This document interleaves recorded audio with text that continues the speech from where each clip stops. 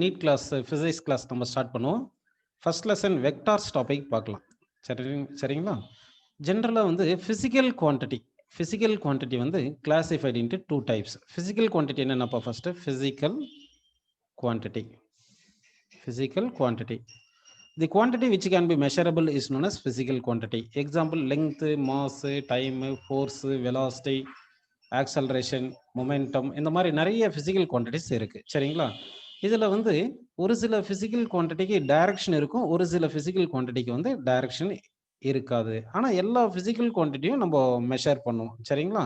அப்போ வந்து suppose example mass measure பண்ணுறோம் வச்சுக்கோங்க. மாஸ் வந்து எப்படி மெஷர் பண்ணணும்னா 5 கிலோகிராம் அப்படின்னு நம்ம மெஷர் பண்ணுறோன்னு எடுத்துங்க. இந்த 5ன்றதை என்ன பார்த்தீங்கன்னா நியூமரிக்கல் வேல்யூ. இந்த 5 தான் நியூமரிக்கல் வேல்யூன்னு எடுத்துப்போம். இந்த கிலோகிராம்ன்றதை யூனிட் அப்படின்னு எடுத்துப்போம். 5 வந்து இது வந்து நியூமரிக்கல் வேல்யூ, கிலோகிராம்ன்ற யூனிட் அப்படின்னு எடுத்துக்கிறோம். ஸோ இந்த நியூமரிக்கல் வேல்யூ இன்ட்டு யூனிட்டை தான் நம்ம என்ன சொல்கிறோன்னா மேக்னிடியூட். அப்போ ஒவ்வொரு ஃபிசிக்கல் குவான்டிட்டியும் நம்ம மெஷர் பண்ணுவோம். மெஷர் பண்ணும்போது கண்டிப்பாக மேக்னிடியூடுன்னு ஒன்று இருக்கும். புரியுதுங்களா உங்களுக்கு? சரி. அப்போ மேக்னிடியூட் அப்படின்றது என்ன பார்த்தீங்கன்னா வந்து numerical value into unit. Magnitude is equal to numerical value into unit அப்படின்னு நம்ம எடுத்துக்கிறோம். அடுத்து ஒரு சில ஃபிசிக்கல் குவான்டிட்டிக்கு டைரக்ஷன் இருக்கும். இப்போ கிராவிடேஷனல் ஃபோர்ஸ்ன்னு எடுத்தீங்கன்னா always towards center of the earth அப்படின்னு இருக்கு. சரிங்களா? ஒருவேளை வந்து ஒரு ஆப்ஜெக்ட் வந்து ஒரு பர்டிகுலர் ஸ்பீடில் வந்து டுவோர்ட்ஸ் ஈஸ்ட் டைரக்ஷனில் மூவ் ஆகுதுன்னா அப்போ அந்த பார்ட்டிகளுக்கு வந்து வெலாசிட்டி இருக்குது, அந்த வெலாசிட்டிக்கு டைரக்ஷன் இருக்குது. So certain physical quantities are having only magnitude, certain physical quantities are having both magnitude and direction அப்படின்னு இருக்கு. So according to magnitude and direction நம்ம ஃபிசிக்கல் குவான்டிட்டியை வந்து 2 டைப்ஸாக நம்ம பிரிக்கிறோம். சரிங்களா? ஒரு டைப் ஆஃப் ஃபிசிக்கல் குவான்டிட்டி என்ன சொல்றோம்னா ஸ்கேலார் அப்படின்னு சொல்றோம். இன்னொரு டைப் ஆஃப் ஃபிசிக்கல் குவான்டிட்டி என்ன சொல்றோம்னா வெக்டார் அப்படின்னு நம்ம எடுத்துக்கிறோம். சரிங்களா? ஸ்கேலார் அப்படின்னு என்ன பார்த்தீங்கன்னா தி குவான்டிட்டி ஹேஸ் ஓன்லி மேக்னிடியூட் தான் நம்ம என்ன சொல்றோம்னா ஸ்கேலார் அப்படின்னு சொல்றோம். ஒன்லி மேக்னிடியூட மட்டும் ஸ்கேலார்ன்றோம். இதே தி physical quantity which has both magnitude and direction, அதாவது மேக்னிடியூட இருந்து டைரக்ஷனும் இருந்துச்சுன்னா அது வந்து வெக்டார் குவான்டிட்டி அப்படின்னு சொல்றோம். So the physical quantity which has both magnitude and direction. Magnitude and direction ரெண்டுமே இருந்துச்சுன்னா அந்த குவான்டிட்டி என்ன சொல்றோம்னு பார்த்தீங்கன்னா நம்ம வந்து வெக்டார் குவான்டிட்டி அப்படின்னு நம்ம எடுத்துக்கிறோம். சரிங்களா? அப்போ பாருங்க பிசிக்கல் குவான்டிட்டின்றது என்ன பார்த்தீங்கன்னா தி quantity which can B measured is known as physical quantity. Physical quantity 2 டைப்ஸாக பிரிக்கிறோம். ஒன்று வந்து ஸ்கேலார் குவான்டிட்டி, இன்னொன்று வெக்டார் குவான்டிட்டி என்றும். ஸ்கேலார் குவான்டிட்டிக்கு ஒன்லி மேக்னிடியூட் மட்டும் இருக்கும். வெக்டார் குவான்டிட்டிக்கு வந்து போத் மேக்னிடியூட் அண்ட் டைரக்ஷன் இருக்கும். சரிங்களா? அதாவது வந்து இப்போ ஒரு பிசிக்கல் குவான்டிட்டிக்கு மேக்னிடியூட் டைரக்ஷன் ரெண்டுமே இருந்துருச்சுன்னா அது வெக்டார்னு கூட சொல்லிட முடியாது. அதாவது வந்து என்ன பண்ணலாம்னா நம்ம வந்து கரண்ட்னு ஒன்று எக்ஸாம்பிள் எடுத்துக்கலாம். பாருங்க, எலக்ட்ரிக் கரண்ட்னு ஒரு எக்ஸாம்பிள் எடுத்துக்கிறேன் நான். இப்போ இந்த எலக்ட்ரிக் கரண்ட்டுக்கு வந்து டைரக்ஷனும் இருக்கு, மேக்னிடியூடும் இருக்கு. சரிங்களா? டைரக்ஷனும் இருக்கு, மேக்னிடியூடும் இருக்கு. நல்லா கவனிங்க. இப்போ வந்து ஒரு ஒயர்ல கரண்ட் வந்து இந்த டைரக்ஷன்ல ஒரு 5 ஆம்பியர் கரண்ட் எடுத்துக்கிறேன். இன்னொரு ஒயர்ல வந்து இந்த டைரக்ஷன்ல 5 ஆம்பியர் கரண்ட் எடுத்துக்கிறேன். சரிங்களா? இங்க கரண்ட்டுக்கு வந்து மேக்னிடியூடும் இருக்கு, டைரக்ஷனும் இருக்கு. இப்போ டைரக்ஷனும் இருந்துச்சுன்னா இந்த 2 ஒயர்ல வந்து ஆப்போசிட் டைரக்ஷன்ல தானே கரண்ட் வருது. அப்போ இந்த 2 ஒயரை நம்ம இப்படி கனெக்ட் பண்ணி இப்படி எடுத்தோம்னா இந்த டைரக்ஷன் ரூலை ஒபே பண்ணியிருந்தா இந்த கரண்ட் கேன்சல் ஆகி 0 கரண்ட் தானே வரும். ஆனால் 0 வராமல் இங்கே 10 ஆம்பியர் கரண்ட் தானே வருது. அப்படின்னா இந்த எலக்ட்ரிக் கரண்ட்டுக்கு வந்து மேக்னிடியூடும் டைரக்ஷனும் இருந்து கூட சம் ரூலை வந்து ஒபே பண்ணல. அதனால இந்த எலக்ட்ரிக் கரண்ட்டை வந்து வெக்டார்னு சொல்ல முடியாது. அதனால எலக்ட்ரிக் கரண்ட் வந்து ஸ்கேலார் குவான்டிட்டி தான். ஸோ இதுல இருந்து நமக்கு என்ன புரியுதுன்னு பார்த்தீங்கன்னா தி physical quantity as both magnitude and direction அப்படின்னு சொல்லிட்டா அது வெக்டார்னு சொல்லிட முடியாது. சரிங்களா? In addition to magnitude and direction it has to obey certain rule. அப்படி ஒபே பண்ணாதான் அது வந்து என்ன சொல்ல முடியும்னா வெக்டார் குவான்டிட்டின்னு சொல்லுவோம். ஸோ அது என்ன ரூலை ஒபே பண்ணணும்னா அதுதான் வெக்டார் லா ஆஃப் அடிஷன் அப்படின்னு சொல்றோம். வெக்டார் லா ஆஃப் அடிஷன் அப்படின்னு எடுத்துக்கிறோம். சரிங்களா? வெக்டார் லா ஆஃப் அடிஷன்ல பார்த்தீங்கன்னா 3 வெக்டார் லாஸ் ஆஃப் அடிஷன் அப்படின்னு இருக்கு. 3 வெக்டார் லா ஆஃப் அடிஷன் இருக்குப்பா. அதுல என்ன பார்த்தீங்கன்னா ஃபர்ஸ்ட் ஒன்று வந்து பார்த்தீங்கன்னா கம்யூட்டேட்டிவ் லா. சரிங்களா? சரி, கம்யூட்டேட்டிவ் லான்னு எடுத்துக்கிறோம். செகண்ட் வந்து அசோசியேட்டிவ் லா அப்படின்னு எடுத்துக்கிறோம். தேர்ட் வந்து என்ன பார்த்தீங்கன்னா வந்து டிஸ்ட்ரிபியூட்டிவ் லா அப்படின்னு எடுத்துக்கிறோம். சரிங்களா? இப்போ வந்து ஃபர்ஸ்ட் நம்ம commutative law, associative law, distributive law என்னன்னு பார்ப்போம். The physical quantity which has both magnitude and direction and also obeys these laws of addition, vector law of addition. then the physical quantity can be taken as a vector quantity அப்படின்னு நம்ம எடுத்துக்கலாம். புரியுதுங்களா உங்களுக்கு? First commutative லா பார்க்கலாம் பாருங்க. Commutative லா அப்படின்னா பார்த்தீங்கன்னா commutative லா அப்படின்னா என்ன பார்க்கலாம் பாருங்க. இப்போ commutative லான்னா a bar plus b bar is equal to b bar plus a bar அப்படின்னு இருந்தா கம்யூட்டேட்டிவ் லான்னு அர்த்தம். புரியுதுங்களா? இப்போ வந்து என்ன பண்ணலாம், இந்த வெக்டார் வந்து a bar அப்படின்னு எடுத்துங்க. அடுத்து இந்த வெக்டாரை நம்ம b bar அப்படின்னு எடுத்துக்கலாம். சரிங்களா? இப்போ a பாரையும் b பாரையும் நம்ம ஆட் பண்ணலாம். சரிங்களாப்பா? ஆட் பண்ணலாம் பாருங்க. இப்போ வந்து என்ன பண்ணலாம்னா இதுதான் இனிஷியல் பாயிண்ட், a பாருடைய இனிஷியல் பாயிண்ட். இப்படியே நம்ம டிராவல் பண்ணிட்டு இப்படியே b பார்ல போயிட்டு இதுதான் ஃபைனல் பாயிண்ட்னு எடுத்துக்கிறோம். சரிங்களா? அப்போ இனிஷியல் பாயிண்ட்ல இருந்து ஃபைனல் பாயிண்ட் ஸ்ட்ரைட் லைன்ல கனெக்ட் பண்ணிட்டோம்னா அதுதான் resultant of a bar plus b bar அப்படின்னு அர்த்தம். புரியுதுங்களா உங்களுக்கு? சரி, அப்போ வந்து a பார்ல இருந்து b பார் கனெக்ட் பண்றோம். இப்படி கனெக்ட் பண்ணியிருக்கேன் பாருங்க. இதுதான் வந்து என்ன பார்த்தீங்கன்னா a bar plus b bar அப்படின்னு கிடைக்கும். இதுதான் a bar plus b bar அப்படின்னு கிடைக்குது. சரி, அடுத்து b bar plus a bar, b bar plus a bar பார்க்கலாம். சரிங்களா? b பார் பிளஸ் a பார்னா இந்த b பாருக்கு பேரலலா இப்படி ஸ்லைட் பண்ணிடுவோம். நல்லா கவனிங்க. இப்போ என்ன பண்ணலாம்னா இந்த b பார் இருக்கு இல்லைங்களா, இந்த b பார் பேரலலா இப்படி ஸ்லைட் பண்ணிடலாம். இது b பார்னு எடுத்துங்க. அதே மாதிரி இந்த a பாரை இப்படி பேரலலா இப்படி ஸ்லைட் பண்ணிடலாம். இது a பார் அப்படின்னு எடுத்துக்கோங்க. சரிங்களா? புரியுதுங்களா உங்களுக்கு? இப்போ வந்து என்ன பண்ணலாம்னா இனிஷியல் பாயிண்ட் இங்கே b பார், ஃபைனல் பாயிண்ட் இங்கே a பார் போனீங்கன்னா அப்போ b bar to a bar இப்படி டிராவல் பண்றோம். அப்படி தானப்பா அது? சரி, அப்படி டிராவல் பண்ணும்போது நல்லா பாருங்க, b bar to a bar இப்படி வரும்போது இப்படி வந்தீங்கன்னா initial point b bar, final point a bar. அப்போ இது வந்து b bar plus a bar. நல்லா பாருங்க, இங்க a பார் பிளஸ் b பாரும் b பார் பிளஸ் a பாரும் ஈக்குவலா தானே இருக்கு. So a bar plus b bar equal to b bar plus a bar ஆச்சுன்னா இது கம்யூட்டேட்டிவ் லா அப்படின்னு நம்ம எடுத்துக்கிறோம். அதே மாதிரி இப்போ 2 வெக்டார் எடுத்து நம்ம பண்ணோம், அது கம்யூட்டேட்டிவ் லான்னு சொல்றோம். இதே 3 வெக்டார் எடுத்து பண்ணோம்னா அதுதான் வந்து என்ன பார்த்தீங்கன்னா அசோசியேட்டிவ் லா. சரிங்களா? அசோசியேட்டிவ் லாக்கு வந்து அசோசியேட்டிவ் லா எடுக்கும்போது எப்படின்னா 3 வெக்டார்ஸ் எடுத்துக்கணும். அது எப்படி வரும் பார்த்தீங்கன்னா a bar plus b bar plus c bar இப்படின்னு எடுத்துக்கிறோம். அடுத்து a bar plus b bar plus c bar. சரிங்களா? அதாவது a பாரும் b பாரும் ஆட் பண்ணிட்டு அடுத்து c பாரோட ஆட் பண்ணும்போதும், இல்லைன்னா ஃபர்ஸ்ட் b பார் c பார் ஆட் பண்ணிட்டு அடுத்து a பாரோட ஆட் பண்ணும்போது ஈக்குவலா வந்துச்சுன்னா அது வந்து என்ன சொல்றோம்னா அசோசியேட்டிவ் லா அப்படின்னு சொல்றோம். புரியுதுங்களா உங்களுக்கு? நெக்ஸ்ட் வந்து டிஸ்ட்ரிபியூட்டிவ் லா. டிஸ்ட்ரிபியூட்டிவ் லா டிஸ்ட்ரிபியூட்டிவ் லா எப்படி இருக்கும் பார்த்தீங்கன்னா வந்து 2 வெக்டார் நம்ம ஆட் பண்றோம்னு எடுத்துக்கலாம். டிஸ்ட்ரிபியூட்டிவ் லா இன் அடிஷன் எடுத்துக்கலாம். சரிங்களா?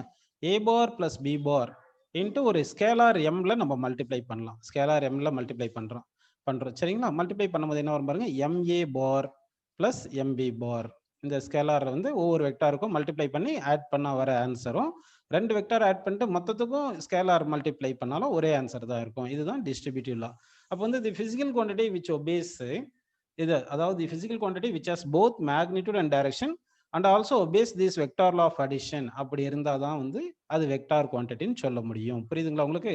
ஒருவேளை உங்களுக்கு இந்த vector law of addition obey பண்ணலன்னா அது ஸ்கேலார் தான் எடுத்துக்க முடியும். அதனால வந்து வெக்டார் குவான்டிட்டி ஒரு ஒரு பிசிக்கல் குவான்டிட்டிக்கு டைரக்ஷன் இருந்துச்சுன்னா அது வெக்டார்னு சொல்லிட முடியாதுன்னு சொல்ல வரேன் நான். சரிங்களா? நெக்ஸ்ட் வந்து ஜென்ரலா வெக்டார் வந்து எப்படி ரெப்ரசென்ட் பண்ணுவோம்னா ஒரு பிசிக்கல் குவான்டிட்டி ஏன்னு எடுத்துக்கிட்டு அது வெக்டாரா இருந்துச்சுன்னா இந்த மாதிரி ரெப்ரசென்ட் பண்ணும். a பார் அப்படின்னு போட்டு எக்ஸ்பிளைன் இப்படி பண்ணா வந்து இது வெக்டார்னு நோட்டேஷன். புரியுதுங்களா உங்களுக்கு? சரி, வேற வெக்டார்னா என்ன இருக்கும்? மேக்னிடியூடும் இருக்கும், டைரக்ஷனும் இருக்கும். அப்படி தானப்பா? அப்போ மேக்னிடியூட் எப்படி ரெப்ரசென்ட் பண்றோம்னா மாடுலஸ் இப்படி போட்டு ரெப்ரசென்ட் பண்றோம். இப்படி மாடுலஸ் போட்டு ரெப்ரசென்ட் பண்ணா இது மேக்னிடியூட். டைரக்ஷனுக்கு எப்படி ரெப்ரசென்ட் பண்ணணும்னா இந்த மாதிரி கேப் போட்டு ரெப்ரசென்ட் பண்ணுவோம். இப்படி பண்ணா இது டைரக்ஷன் அர்த்தம். சரிங்களா? அப்போ வந்து இது பாருங்க, இது வந்து என்ன பார்த்தீங்கன்னா இந்த mod ஆஃப் ஏன்றது magnitude of a vector. Magnitude of a vector அப்படின்னு எடுத்துக்கிறோம். இது வந்து என்ன சொல்றேன்னா ஏ கேப்ன்றது direction of a vector. Direction of a vector. இதுதான் நம்ம யூனிட் வெக்டார் சொல்லுவோம். டைப்ஸ் ஆஃப் வெக்டார் பார்க்கும்போது அது பார்க்கலாம். டைரக்ஷன் ஆஃப் ஏ வெக்டார் அப்படின்னு நம்ம எடுத்துக்கிறோம். சரிங்களா? டைரக்ஷன் ஆஃப் ஏ வெக்டார் அப்படின்னு நம்ம எடுத்துக்கிறோம். ஸோ ஒரு வெக்டார்ன்றது எப்படி எழுதுனா மேக்னிடியூட் இன்டு டைரக்ஷன் வருது. புரியுதுங்களா உங்களுக்கு? சரி, நெக்ஸ்ட் வந்து நம்ம என்ன பண்ணலாம்னா ஒரு வெக்டார் என்ன எப்படி இருக்கும், அதுக்கு மேக்னிடியூட் இருக்கும், அடுத்து டைரக்ஷன் இருக்கும் இல்லைங்களா? ஸோ இந்த ஏரோ மார்க் எடுக்கிறோம் பாருங்க. இந்த ஏரோ மார்க்கை சும்மா நம்ம வந்து ஒரு ஏ பி அப்படின்னு எடுத்துக்கலாம். இது வந்து என்ன பாருங்க, இது டெயில், இது வந்து ஹெட் அப்படின்னு வருது. Distance between tail and head இருக்கு இல்லைங்களா? அந்த distance between tail and head தான் வந்து பாத்தீங்கன்னா மேக்னிடியூட் ஆஃப் தி வெக்டார் அப்படின்னு அர்த்தம். புரியுதுங்களா உங்களுக்கு? இந்த ஹேரோ மார்க் காட்டுறது, இந்த ஹெட் காட்டுற டைரக்ஷன் தான் வந்து டைரக்ஷன் ஆஃப் ஏ வெக்டார் அப்படின்னு நமக்கு வருது. புரியுதுங்களா உங்களுக்கு? சரி, இப்போ இது ஒரு வெக்டார் இருக்குன்னு வச்சுங்க. இந்த வெக்டார் இப்படி இருக்கு. இந்த வெக்டாரை parallel to itself இப்படி ஸ்லைட் பண்றோம். இந்த வெக்டார் a பார் இருக்கு இல்லைங்களா, இந்த a பார் வெக்டார், இந்த a to b ன்னு ஒரு வெக்டார் இருக்கு இல்லைங்களா, இந்த வெக்டாரை parallel to itself இப்படி ஸ்லைட் பண்றோம். parallel ஸ்லைட் பண்ணும்போது என்ன ஆகுதுன்னா, இந்த டைரக்ஷன் சப்போஸ் இது வந்து ஈஸ்ட் டைரக்ஷன்ல இருக்குன்னு வச்சுங்க, parallel ஸ்லைட் பண்ணாலும் அது ஈஸ்ட் டைரக்ஷன்ல தான் இருக்கு. அப்ப டைரக்ஷன் மாறல. சரிங்களா, டைரக்ஷன் மாறல.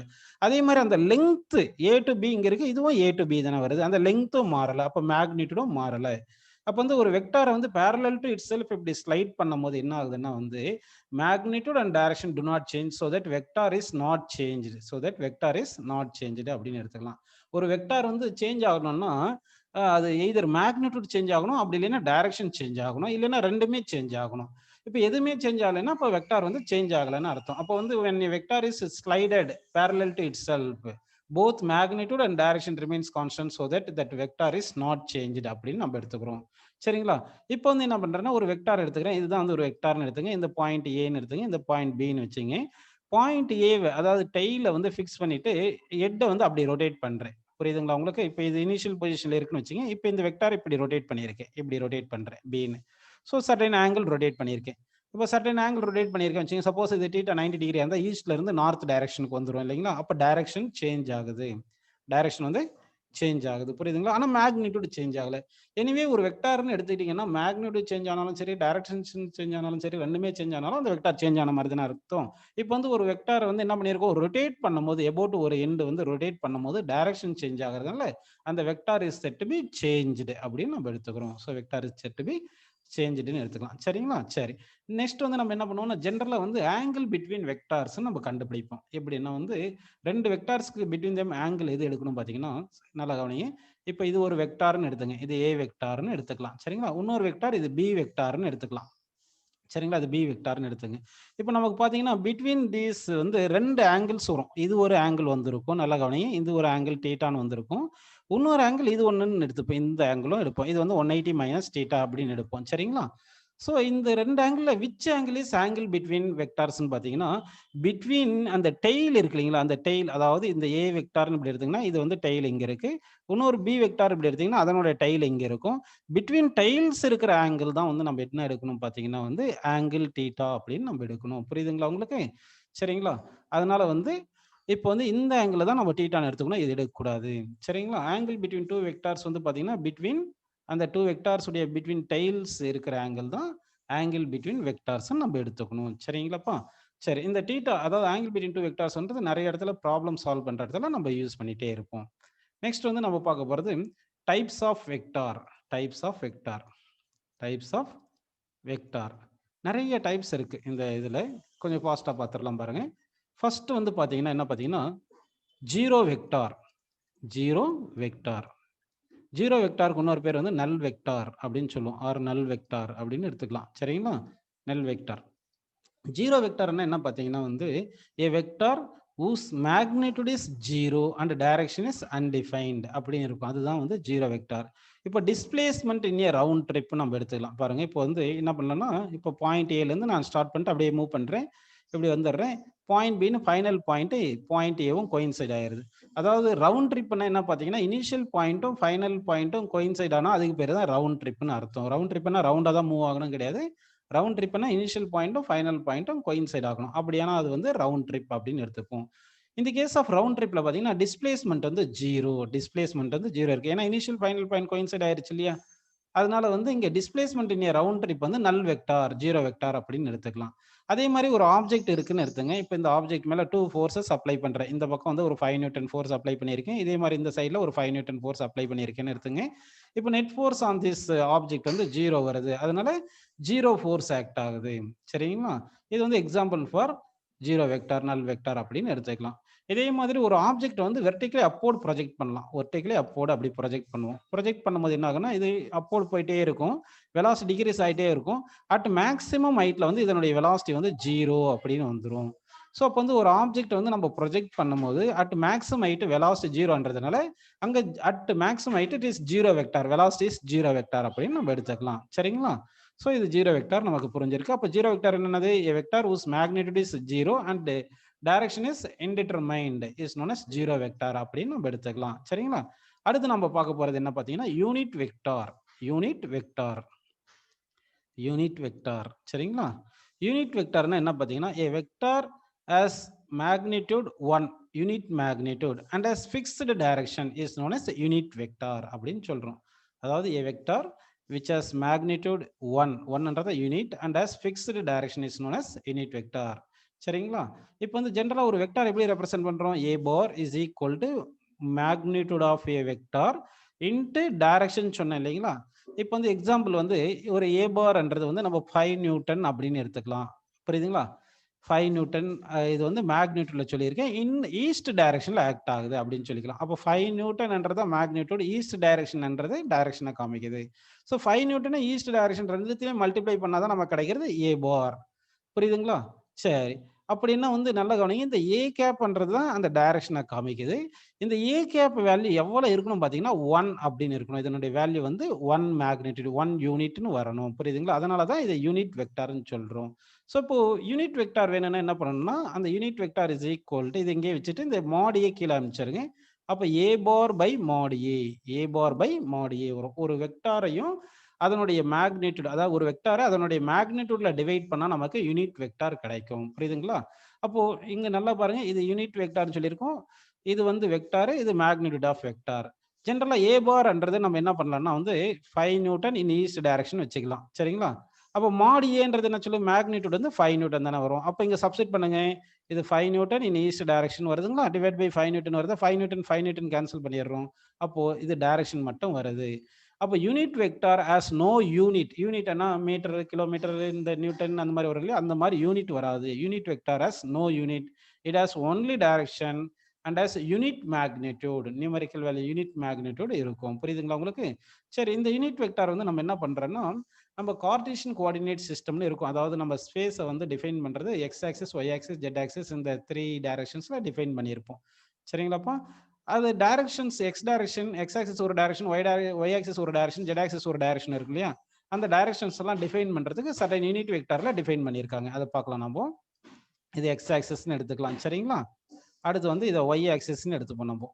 இதை வந்து ஒய் ஆக்சிஸ் அப்படின்னு எடுத்துங்க. சரிங்களா? இன்னொன்று வந்து நம்ம ஜெட் ஆக்சிஸ் அப்படின்னு எடுத்துக்கலாம். இதை வந்து ஜெட் ஆக்சிஸ் அப்படி எடுத்துக்கலாம். X axis, Y axis, Z axis எப்படி இருக்குன்னா மியூச்சுவலி பர்பெண்டிகுலரா இருக்கும். எப்படி இருக்கும் பார்த்தீங்கன்னா மியூச்சுவலி பர்பெண்டிகுலரா இருக்கும் அப்படின்னு நம்ம எடுத்துக்கலாம். சரிங்களாப்பா? சரி. இப்போ எக்ஸ் ஆக்சிஸை நம்ம ரெப்ரசென்ட் பண்ணா, இந்த டைரக்ஷனை ரெப்ரசென்ட் பண்ணா, இந்த டைரக்ஷனுக்கு யூனிட் வெக்டார் ஐ கேப் அப்படின்னு நம்ம எடுத்துக்கிறோம். ஐ கேப்னு. ஐ கேப் என்னது? Unit vector along x axis. இதே மைனஸ் ஐ கேப்னா unit vector along minus x axis அப்படி எடுத்துக்குவோம். இதே மாதிரி ஒய் ஆக்சிஸை ரெப்ரசென்ட் பண்றதுக்கு வந்து ஜே கேப் அப்படின்னு எடுத்துக்கிறோம். Unit vector along y axis வந்து j cap, unit vector along z axis வந்து கே கேப் அப்படின்னு எடுத்துக்கிறோம். சரிங்களா?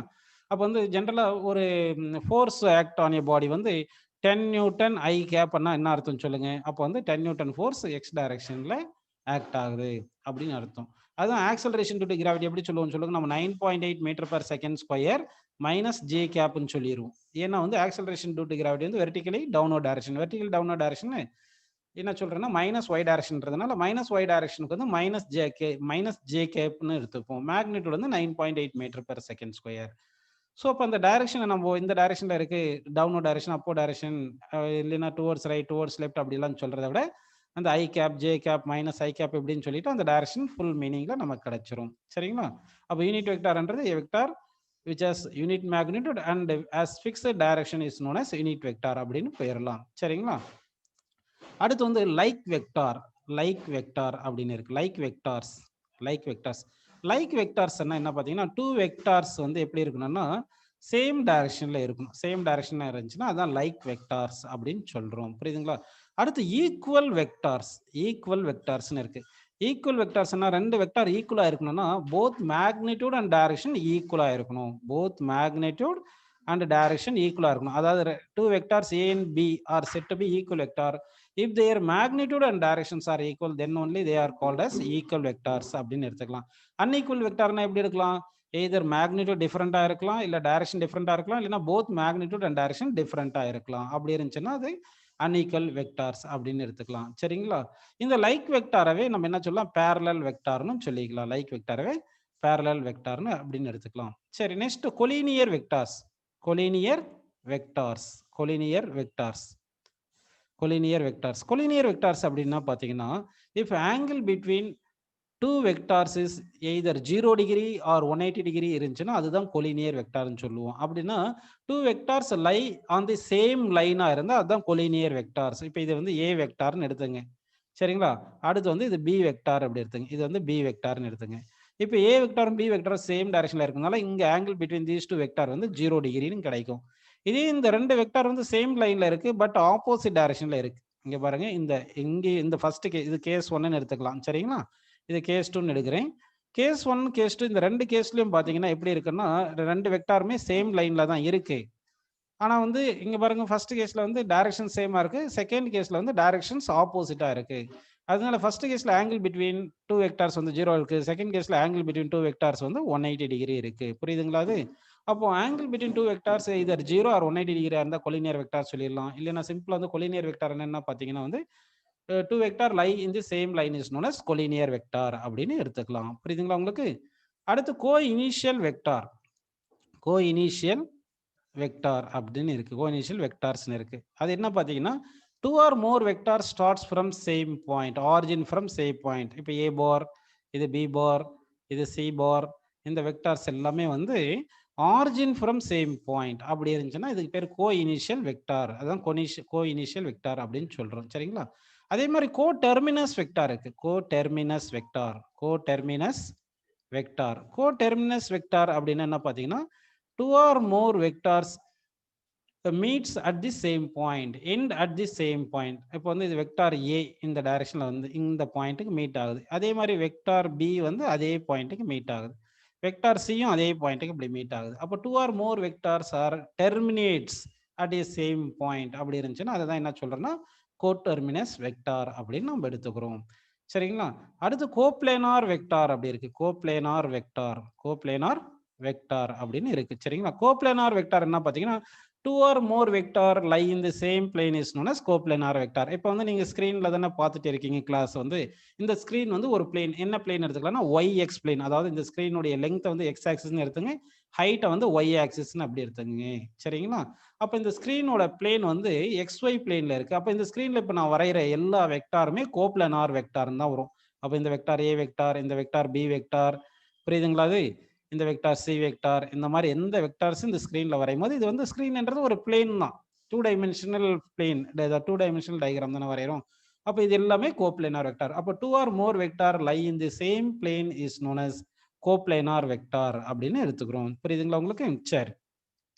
அடுத்து ரியல் வெக்டார் ஒன்று இருக்கு, ஆக்சியல் வெக்டார்னு ஒன்று இருக்கு.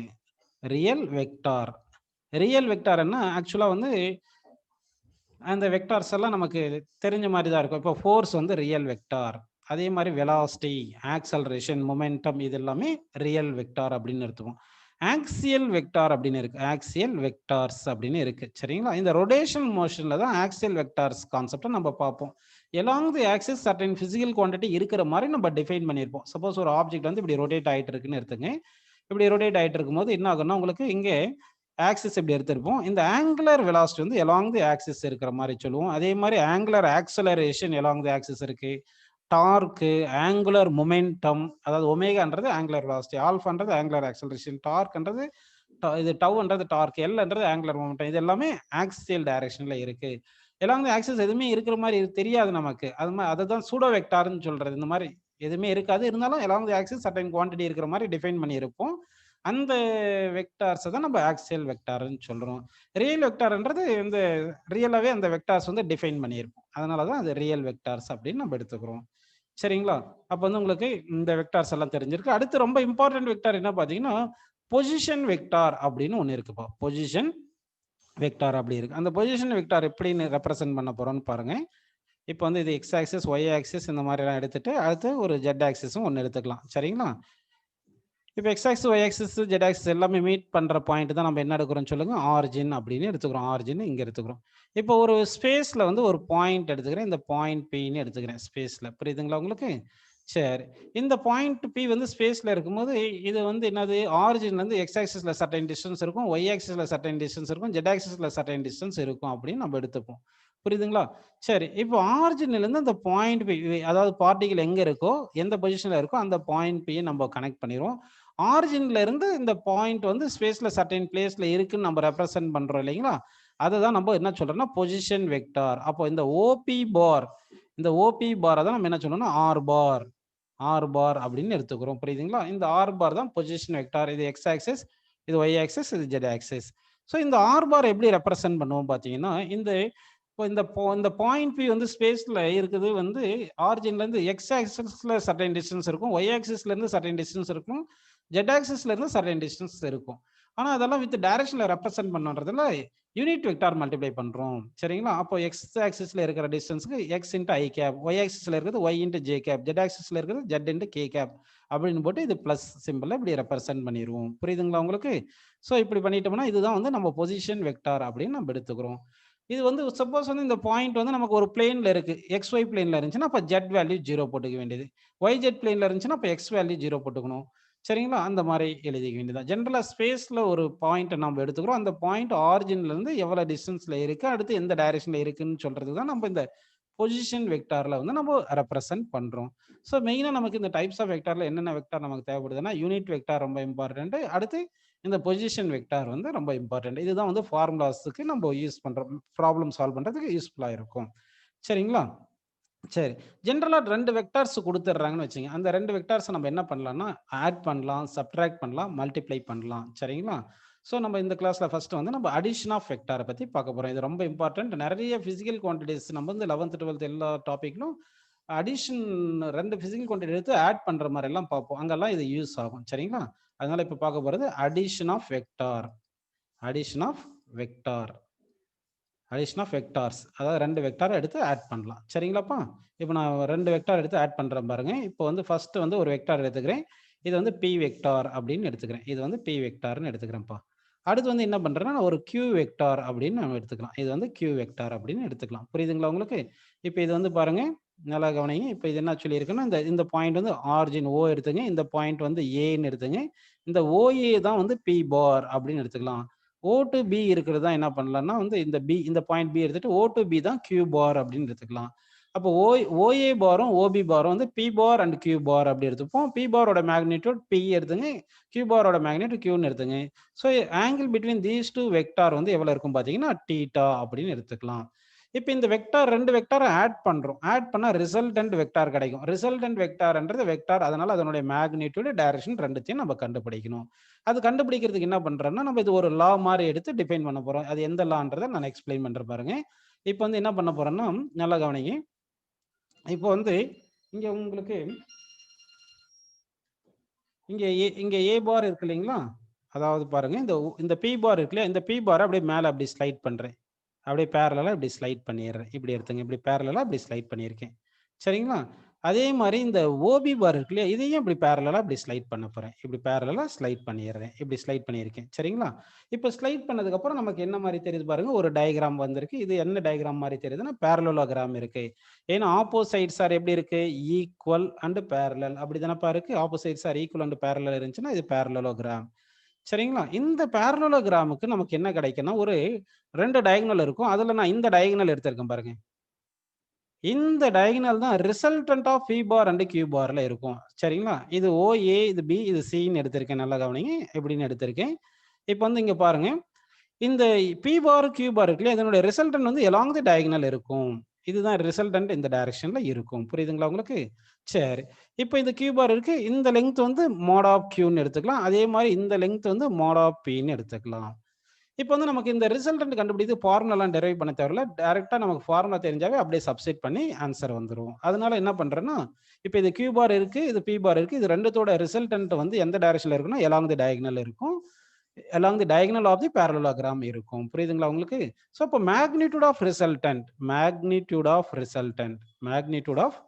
ரிசல்டன்ட் வேணும். சரிங்களா? ரிசல்டன்ட் வந்து அதுதான் வந்து என்ன சொல்றேன்னா, மோட் ஆர் பார். அதாவது மோட் ஆர் பார்ன்றது என்ன பார்த்தீங்கன்னா, பி பாரையும் கியூ பாரையும் ஆட் பண்ணி நமக்கு கிடைக்கிற ரிசல்ட் தான் மோட் ஆர் பார் அப்படின்னு நம்ம எடுத்துக்கிறோம். புரியுதுங்களா உங்களுக்கு?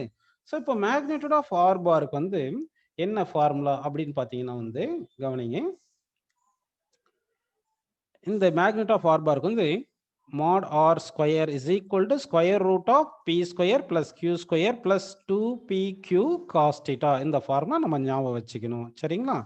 அதாவது வந்து 2 வெக்டார் இருக்கு. இந்த 2 வெக்டார் எப்படி டிஃபைன் பண்ணியிருக்கோம்னா, adjacent side of a parallelogram எடுத்திருக்கும்.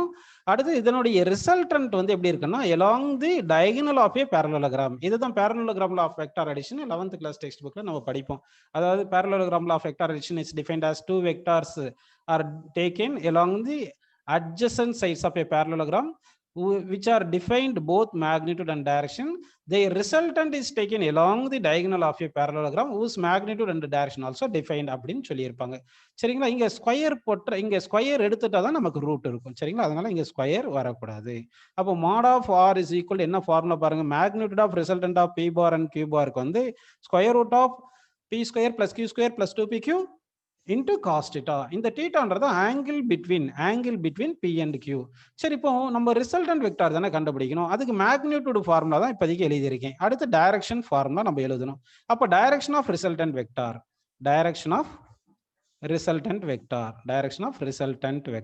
சரிங்களா? ரிசல்டன்ட் வெக்டார் நம்ம எடுக்கலாம். அப்போ டைரக்ஷன் ஆஃப் ரிசல்டன்ட் வெக்டார்னா இந்த ரிசல்டன்ட் வெக்டார் இல்லையா, இந்த resultant vector make some angle with p bar அப்படின்னு எடுத்துக்கலாம். இது some angle with p bar ஆல்ஃபான்னு வச்சுக்கலாம். புரியுதுங்களா? அதுல இருந்து நமக்கு என்ன வருது பாத்தீங்கன்னா, tan alpha is equal to q sin theta divided by p plus q cos theta. q sin theta divided by p plus q cos theta அப்படின்னு எடுத்துக்கிறோம். ஸோ இதுல இருந்து tan வந்து நம்ம ரைட் சைடுக்கு அனுப்பிட்டோம்னா alpha equal tan inverse of q sin theta by p plus q cos theta அப்படின்னு நமக்கு கிடைக்கும். புரியுதுங்களா? அது அப்போ வந்து இங்க ஆல்ஃபான்றதான் டைரக்ஷன். இங்க டைரக்ஷன் ஆஃப் ரிசல்டன்ட் வெக்டார்னு இருக்கு இல்லைங்களா, இதுல வந்து ஆல்ஃபா கண்டுபிடிக்கிறது தான் டைரக்ஷனு. அடுத்து வந்து மேக்னிட் ஆஃப் ஆர் கண்டுபிடிக்கிறது தான் மேக்னிட் ஆஃப் ஏ வெக்டார். அடுத்து வந்து சப்போஸ் நமக்கு வந்து இப்போ ஆல்ஃபான்றது angle made by the resultant with p பார்னு கொடுத்துருக்காங்க. ஒருவேளை வந்து what is the angle between q and r bar கேட்டால் இது பீட்டான்னு எடுத்துட்டோம்னா அப்போ alpha plus beta is equal to டீட்டான்னு வரும் நமக்கு. இப்போ ஆல்ஃபா கண்டுபிடிச்சிட்டு ஆல்ரெடி டீட்டா கொடுத்துருப்பாங்க இல்லையா, ஆங்கிள் பிட்வீன் டூ வெக்டர்ஸ், அதுல இருந்து ஆல்ஃபா கழிச்சிட்டோம்னா நமக்கு பீட்டா கிடைச்சிரும். சரிங்களா? சரி, அடுத்து ரிசல்டன்ட் வெக்டார் எப்பவுமே நியர் டு கிரேட்டஸ்ட் வெக்டார் தான் இருக்கும். Resultant vector near to greatest vector இருக்கும். அப்போ வந்து இப்போ suppose p greater than q இருந்துச்சுன்னா ரிசல்ட் நியர் டு p இருந்துச்சுன்னா அப்போ ஆல்ஃபா லெஸ் தென் பீட்டான்னு வந்திருக்கும். இது ரொம்ப இம்பார்ட்டன்ட், நல்லா ஞாபகம் வச்சுங்க. அதாவது இங்க பாருங்க என்ன சொல்ல போறேன்னா, இப்போ வந்து mod p greater than mod q அப்படின்னு இருந்துச்சுன்னா அப்போ ரிசல்ட் நியர் டு p இருக்கும். அப்போ ஆல்ஃபா லெஸ் தென் பீட்டா இருக்கும். So that alpha is less than beta அப்படின்னு வந்திருக்கும். இது ஒரு கான்செப்ட் ஞாபகம் வச்சுங்க. சரி, அடுத்து வந்து some special cases in the addition of vectors நம்ம பார்க்க போறோம். சரிங்களா? ஸ்பெஷல் கேசஸ் பார்க்கலாமா? ஸ்பெஷல் கேசஸ் பார்க்கலாம். என்ன ஸ்பெஷல் கேசஸ் பார்த்தீங்கன்னா, இப்போ mod of p equal to mod of q ரெண்டு வெக்டார் ஈக்குவல் மேக்னிடியூட் இருக்கிற மாதிரி இருக்கும். அப்படி இருந்துச்சுன்னு என்ன பார்த்தீங்கன்னா, resultant is equal to resultant ஸ்கொயர்னு வச்சுக்கலாம். அப்போ அதனால ஸ்கொயர் ரூட் போட வேண்டியது இருக்காது. அப்போ p square plus q square பிளேஸ்லையும் p ஸ்கொயர் போட்டுக்கணும். ஏன்னா mod p equal to mod q போட்டுருக்கு இல்லையா, plus 2p into p square cos theta அப்படின்னு நம்ம எடுத்துப்போம். இதுல இருந்து பாருங்க, இந்த 2p ஸ்கொயர் இங்க 2p ஸ்கொயர் காமன் எடுத்துட்டு போனா அப்போ 2p square into 1 plus cos theta அப்படின்னு நமக்கு கிடைக்குது. அடுத்து 2p square into 1 plus cos தீட்டாக்கு என்ன ஃபார்முலா பார்த்தீங்கன்னா 2 காஸ் ஸ்கொயர் தீட்டா பை 2. இதுதான் வந்து மேத்தமெட்டிக்ஸ்ல 1 பிளஸ் காஸ் தீட்டாக்கு 2 காஸ் ஸ்கொயர் தீட்டா பை 2ன்னு இருக்கும். இப்போ இங்க 2 இன்ட்டு 2 என்ன வரும் பாருங்க, 2 square p square cos square theta by 2ன்னு இருக்கு இல்லைங்களா, இதுதான் ரிசல்டன்ட் ஸ்கொயர். அப்போ resultant is equal to 2p cos theta by 2 அப்படின்னு நமக்கு கிடைக்கும். அதுல இருந்து என்ன புரியுதுன்னு பாத்தீங்கன்னா வந்து, இப்போ ரெண்டு வெக்டாரோட மேக்னிடியூட் ஈக்குவலா இருந்துச்சுன்னா resultant is equal to twice the one of the vector into cosine of the of of the angle between them அப்படின்னு நம்ம எடுத்துக்கணும். சரி, புரியுதுங்களா? இது ரொம்ப இம்பார்ட்டன்ட் ஃபார்முலா. இதே மாதிரி டைரக்ஷனுக்கு என்ன வரும் பாருங்க, tan alpha is equal to, அதாவது என்ன கேஸ் பாக்குறோம், mod of p equal to mod of q இருக்கும்போது tan ஆல்ஃபா ஈக்குவல் என்னது, q sin theta divide by p plus q cos தானே ஃபார்முலா. அப்படி தானப்பா அது. இப்போ p ஈக்குவல் டு q போட்டோம்னா அப்போ என்ன ஆயிரும் சொல்லுங்க, p sin theta q பிளேஸ்ல, அதாவது since p is equal to q தானே மேக்னிடியூட் ஈக்குவலா இருந்தா அப்போ p sin theta divide by இங்க p பிளஸ் p காமன் எடுத்துருங்க, p 1 பிளஸ் காஸ் தீட்டான்னு வருது. இப்போ p கேன்சல் பண்ணிடலாம். சரிங்களா? sin thetaக்கு என்ன ஃபார்முலா, 2 sin theta பை 2. இதெல்லாம் லோயர் கிளாஸ்ல படிச்சது. 2 sin theta by 2 cos theta by 2ன்னு வரும். அதே மாதிரி 1 பிளஸ் காஸ் தீட்டாக்கு என்ன formula, 2 cos square theta by 2 அப்படின்னு நமக்கு கிடைக்குது. இப்போ என்ன கேன்சல் பண்ண பாருங்க, ஒரு காஸ் தீட்டா பை 2 ஒரு காஸ் தீட்டா பை 2, அடுத்து இந்த 2 கேன்சல் பண்ணிடுறோம். அப்படி பண்ணா இப்போ பாருங்க என்ன இருக்கு, sin theta by 2 by cos theta by 2 இருக்கு, அது tan தீட்டா பை 2. கரெக்ட்டுங்களா? அப்போ பாருங்க லெஃப்ட் சைடு tan ஆல்ஃபா இருக்கு, right side tan theta by 2 இருக்கு. அப்போ ஆல்ஃபா பிளேஸ்ல theta by 2 தானே இருக்கு. அப்போ alpha is equal to theta by 2 அப்படின்னு வருது. இதுல இருந்து நமக்கு என்ன புரிஞ்சுச்சு? mod of p is equal to mod of q ன்னு இருந்தா resultant is equal to twice the one of the vector into cosine of the angle between the vectors. அடுத்து ஆல்ஃபா இஸ் ஈக்குவல் என்ன வரும் பார்த்தீங்கன்னா theta by 2. அதாவது ரெண்டு vector இது வந்து p மேக்னிடியூட் p எடுத்துங்க, இன்னொரு வெக்டார் இதுவும் மேக்னிடியூட் p ன்னு எடுத்துங்க. ரெண்டு வெக்டார் ஈக்குவல் மேக்னிடியூடா இருந்துச்சுன்னா ரிசல்டன்ட் என்ன பண்ண சொல்லுங்க? இது angle between the two vectors. Resultant வந்து எப்படி இருக்கும்? ஆங்கிளை பைசெக்ட் பண்ணும். அப்போ ரிசல்டன்ட் ஆங்கிளை பைசெக்ட் பண்ணதுன்னா resultant makes angle with one of the vector alpha. இது பைசெக்ட் பண்ணிருக்குன்னா that is equal to theta by 2 அப்படின்னு நமக்கு கிடைக்குது. சரி, புரியுதுங்களா? அது நெக்ஸ்ட் வந்து பாத்தீங்கன்னா நமக்கு ரிசல்டன்ட் வெக்டாருக்கு வந்து formula p square plus q square plus 2pq cos θ. கரெக்டுங்களா? cos θ அப்படி இருக்கு, ஸ்கொயர் ரூட்ல இருக்கு. இப்போ வந்து cos θ வந்து நமக்கு greater than or equal to -1 less than or equal to 1 வருது. அப்போ cos θ -1 போட்டா இந்த ரிசல்டன்ட் வந்து மினிமமா இருக்கும். cos θ வந்து +1 போட்டா ரிசல்டன்ட் வந்து மேக்ஸிமமா இருக்கும். அப்போ மினிமம் ரிசல்டன்ட் வேணும்னா என்ன பண்ணா square root of p minimum resultant வேணும்னா cos θக்கு வந்து நம்ம -1 போடணும். புரியுதுங்களா? அப்போ போட்டா p square plus q square -2pq ன்னு வருதா? இது வந்து எந்த ஃபார்முலா வருது பாருங்க, a square plus b square -2ab formula தானே வருது. So r minimum is equal to p minus q whole square root வரும். இது வந்து ரூட்டும் ஸ்கொயர் எடுத்துட்டீங்கன்னா minimum value of resultant is equal to p minus q கிடைக்கும். புரியுதுங்களா? இதே மாதிரி மேக்ஸிமம் ரிசல்டன்ட் வேணும்னா காஸ்ட் வந்து 1 போடணும். ஏன்னா காஸ்ட் வந்து -1 to 1 தான் இருக்கும். அப்போ மேக்ஸிமம் வேல்யூ ஆஃப் காஸ்ட் வந்து 1. ஸோ காஸ்ட் வேல்யூ 1 போட்டீங்கன்னா ரிசல்டன்ட் வந்து மேக்ஸிமம் வரும். தட் இஸ் ஈக்குவல் என்ன பண்ணலாம் பாருங்க, இங்க காஸ்ட் பிளேஸ்ல நம்ம இங்க -1 சப்ஸ்டிட் பண்ணனால -1. இப்போ காஸ்ட் பிளேஸ்ல +1 சப்ஸ்டிட் பண்ணுங்க. So p square plus q square plus 2pq கிடைச்சிருமா? அப்படி வந்துருது. இது a square plus b square plus 2ab ஃபார்ம்ல தானே இருக்கு. அப்போ வந்து p plus q whole square அப்படி வந்துருதுங்களா? ஸ்கொயர் ரூட் போட்டா இந்த ஸ்கொயர் ரூட் கேன்சல் ஆயிரும். So p plus q. So maximum resultant என்ன பார்த்தீங்கன்னா p பிளஸ் q அப்படின்னு இருக்கு. அப்போ வந்து நமக்கு ரெண்டு வெக்டார், இது வந்து p வெக்டார், இது q வெக்டார்னு கொடுத்துட்டாங்கன்னு வச்சுங்கப்பா. இது மேக்னிடியூட் p, இது மேக்னிடியூட் q. இதனுடைய ரிசல்டன்ட் இருக்கு இல்லையா? இந்த resultant will lie between minimum and maximum. அப்படின்னா resultant is greater than or equal to p minus q, அதாவது mod p minus mod q அப்படின்னு போட்டுங்க. இது மேக்னிடியூட்ல less than or equal to mod p plus mod q அப்படின்னு வரும். அப்போ resultant will lie between minimum and maximum அப்படின்னு இருக்கும். புரியுதுங்களா உங்களுக்கு? ஒரு எக்ஸாம்பிள் வந்து p bar is equal, p vector வந்து ஒரு 2 யூனிட் மேக்னிடியூட் அப்படின்னு எடுத்துக்கலாம். சரிங்களா? q பார் வந்து நம்ம என்ன பண்ணலாம்னா வந்து இன்னொன்று வந்து இங்க ஒரு மாடுலஸ் இப்படி போட்டு வச்சுக்கணும் இங்க. ஏன்னா மொத்தமா பாசிட்டிவ் வர மாதிரி எடுத்துக்கலாம். சரிங்களா? q பார் வந்து ஒரு 5 யூனிட் எடுத்துட்டீங்கன்னா அப்போ ரிசல்டன்ட் எப்படி இருக்கும் பார்த்தீங்கன்னா resultant of p and q வந்து ரிசல்டன்ட் மேக்னிடியூட் ஆஃப் ரிசல்டன்ட் வந்து greater than 3, greater than or equal to 3, less than or equal to 7 அப்படின்னு வந்திருக்கும். ஏன்னா டிஃபரன்ஸ் எடுக்கிறதா மினிமம் வேல்யூ. 5க்கும் 2க்கும் டிஃபரன்ஸ் எடுத்தா 3, 5க்கும் 2க்கும் அடிஷன் எடுத்தா மேக்ஸிமம் 7. ஸோ அப்போ PNQ உடைய ரிசல்டன்ட் எப்படி இருக்கணும்னா வந்து பிட்வீன் 3 and 5 அப்படின்னு இருக்கும். So resultant vector lie between minimum and maximum அப்படின்னு வரும்பா.